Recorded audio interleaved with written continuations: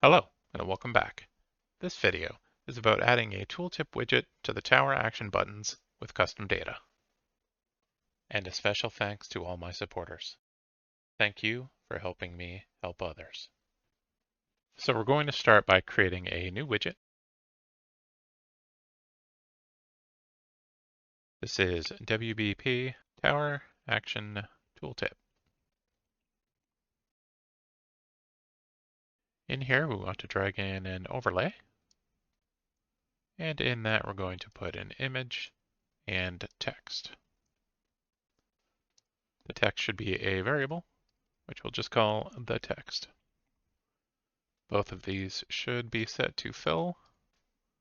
And for the text, we're just going to put 20 padding.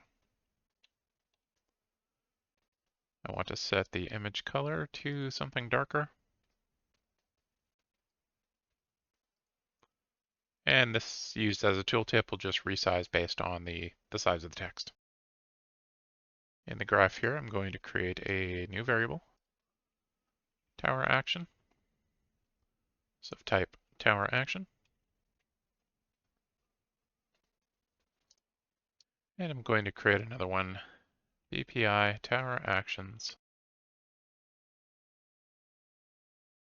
BPI Tower Action.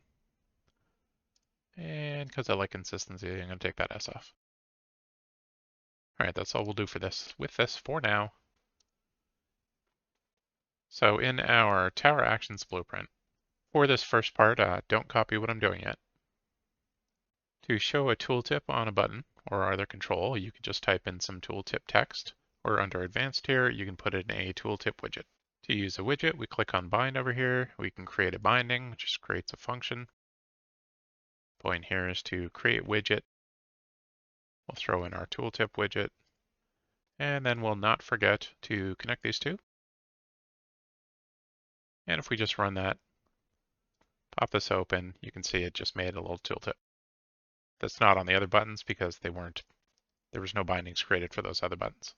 So since in our tooltip, I'm going to go back in here, I'm going to make both of these instance editable and expose.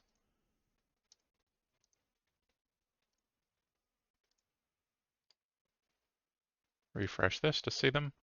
So effectively, there's two main ways that you can do this to get this information. So we have information that we want to get to the tooltip, and we can send it from here directly. However, this function is called when a tooltip needs to be created for a button, but the button or the other control is not actually sent to this function. So if you have multiple controls in a widget and you want them to all do slightly different things for their tooltips, you would have to create a new function for each one of those buttons, which is a little bit of a pain. Instead, we're going to go with a more convoluted approach because we're here to learn. In the end, it's up to you to decide which design works best for your own project. So I'm just going to hit undo a few times. Got rid of the function. We go back in here, and that button no longer has a tooltip. Okay, cool. So next, we're going to create a new widget. This one is WBP Tower Action Slot. So this Tower Action Slot will replace those 4 buttons. So this widget is basically just going to be a button.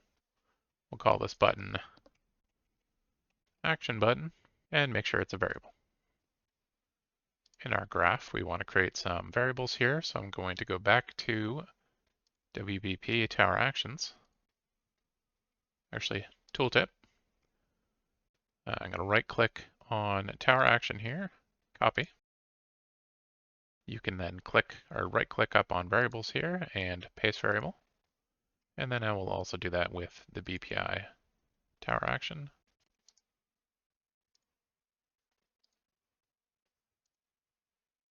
So then for this button, we do want the tooltip widget.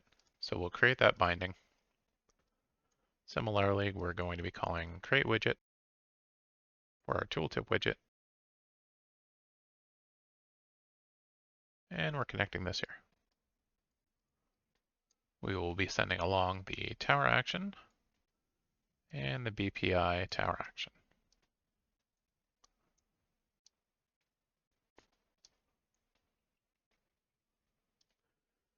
And then back in our designer on our button, we can go down here, click on unclicked. And from our WPB Tower Actions in the event graph, we can take one of these, except for this, copy that, bring that over here.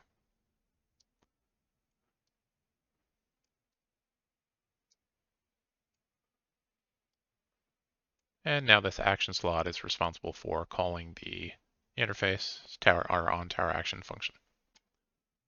Now that we have our Tower Action slot, we can go back to our Tower Actions. In the designer, we will find this under User Created. And here's our, well, the tooltip and our action slot. So we want to drag in a slot here. Similarly to the buttons we created previously, we want to have this named and as a variable. We'll call this action slot top. This is meant to have the same values, so it'll be positioned at 0, -120, and a size of 100. So we'll just do this outside a little bit, so it's at 0, 240, and 100, 100. And the anchor too, we can just grab this one, right click here. You can see copy is shift right mouse button, paste is shift left mouse button. So it's a little quicker. You can copy with shift right, go in here, shift left, which messed up the positions. That's fine, we'll just redo that. Ooh, 240. And then the alignment was also half and half. So similarly, we'll make 3 more for the other 3 buttons and place them similarly. So I have one for left, right, and bottom.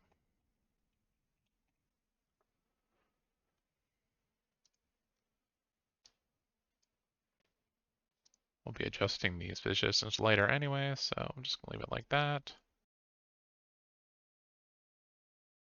All right, looks good. In our graph, we want to go to our init button can now be called init action slot.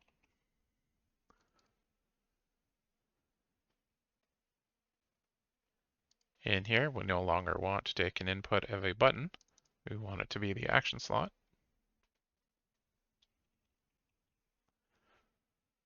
And this will be of type WBP Tower Action Slot, as you can see here. So instead, we can't use this button directly. We get our action slot, and we can use that to call getActionButton.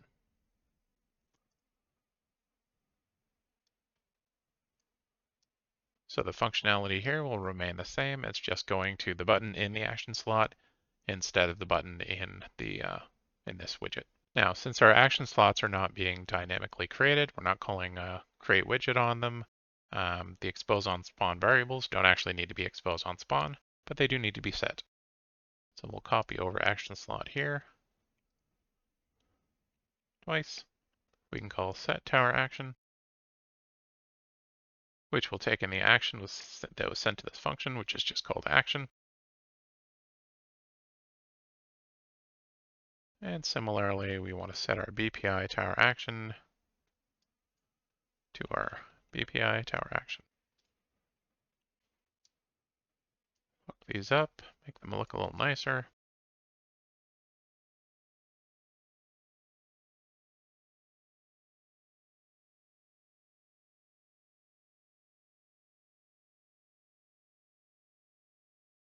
And then we need to update the init actions function, because this is still calling, well, it's calling the new function, but it's sending along the button. So all these buttons need to be replaced with their action slot counterpart. So action slot top, left, right, and bottom.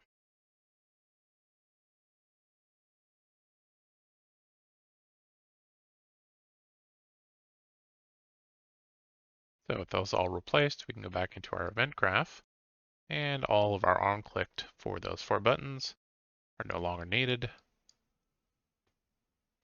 And in the designer, the buttons themselves are also no longer needed.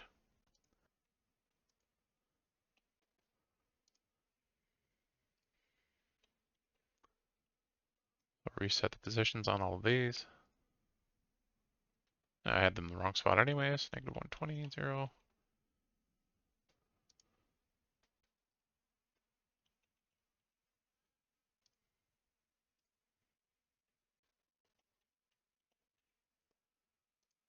So if we run that now, you can see that the 4 buttons all look the same and they pop up the default tooltip for each.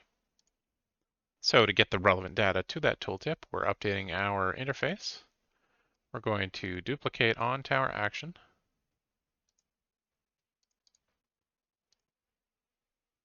And we're calling this GetTowerDetails. I only duplicated it instead of creating a new just so that we'd have the input action the same. And the purpose of this function is to supply 2 values. This will be tower cost or refund. And the second one will be tower description. The cost or refund is an int, and the description is a string. So with that interface updated, you can see tower base now needs to be updated. In our interfaces over here, it'll show, there we go, expand default, and it'll show the one that's not implemented yet. So I'll open that up. This is going to have a few things. So we'll start with a sequence, because of course we will. The first thing I want to do is get the tower manager.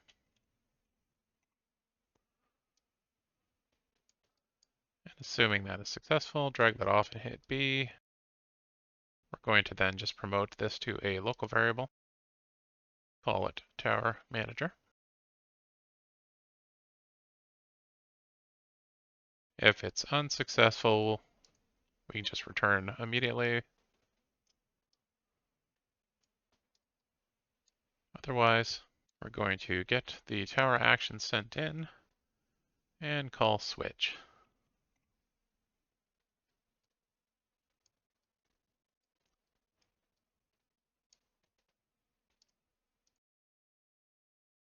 For each of the build actions, we want to use our tower manager. Control drag this out to get our tower data. You may wonder why we don't just use our tower data here. That's because the first time you're popping up the Tower Actions Blueprint, it's because you clicked on an empty tower base, so there is no tower data, because there's no tower type.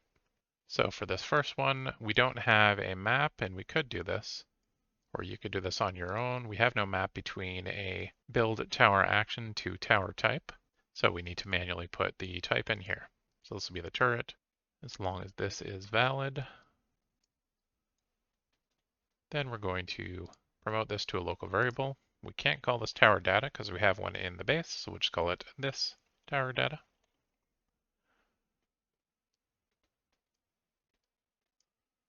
Now, since this is a local variable, it's just basically set to 0 or null. All the values are in their default state.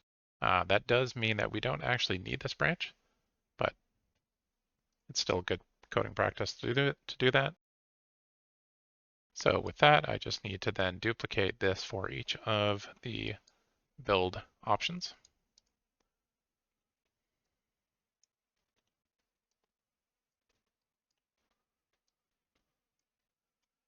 And that will be for ballista, catapult, and cannon.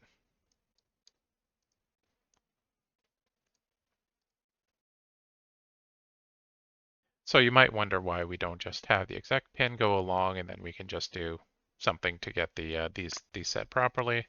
The main reason is because it can only have one input. Now, because it's a Boolean, you could do some fun with it and it and whatnot and make it work.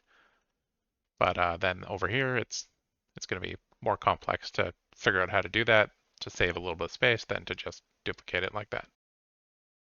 So once that part of the sequence is done, we're then going to get this tower data.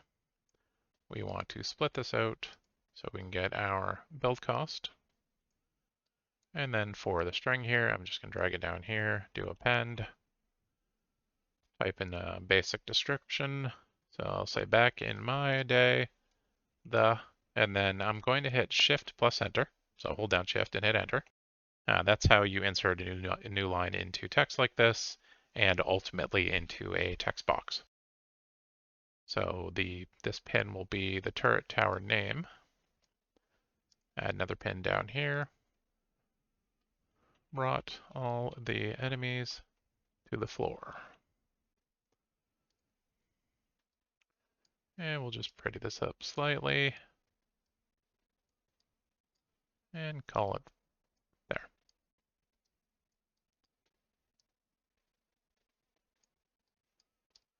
All right, so then we need to call this function. So we'll go back to our Tower Action tooltip.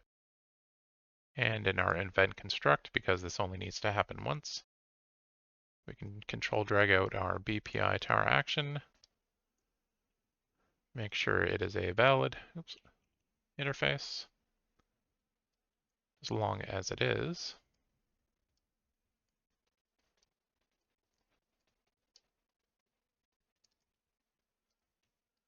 We're going to use it to get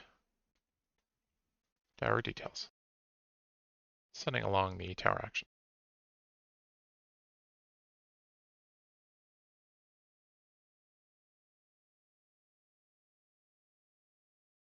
And that's so that we can get our text called set text on it.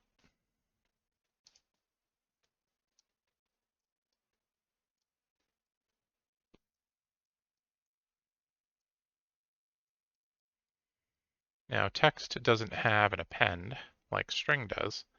However, it does have format text. And the way the format text works, if you hover it over it, it'll give you a little info. It says a format, or it builds a formatted string. You can use curly braces to denote arguments. Back in the day, I believe the arguments were always string. In this case, you can see it takes byte, integer, text, string, etc.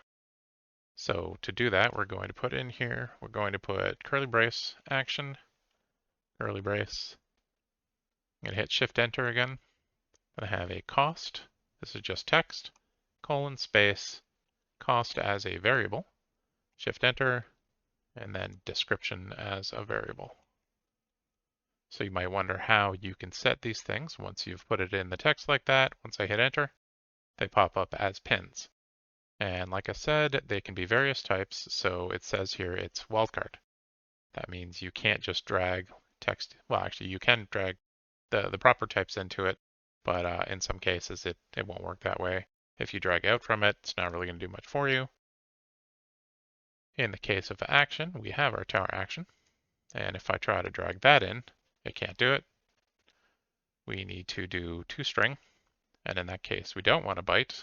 We want the actual enum name.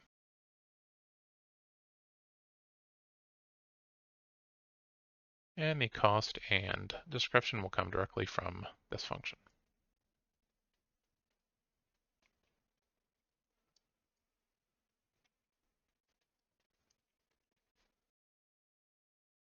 All right, with all that done, run it again.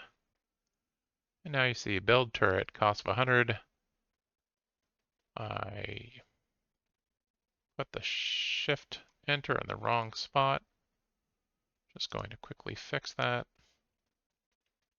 That was in GetTowerDetails. Oh, right, if you double click that, you go to the interface, not the location.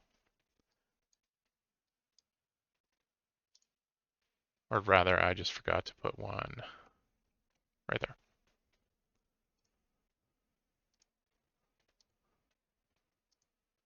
All right. Back in my day, the turret tower brought all the enemies to the floor. Cost of 100, which we got from our tower data. 120, 140, and 80, and you can see the names are updating appropriately. Thanks for watching. If you liked the video and would like to see more, you know what to do. And if you would like to support this channel, watch these videos 2 weeks early or just want to download the project files, you can do so through my Patreon linked below.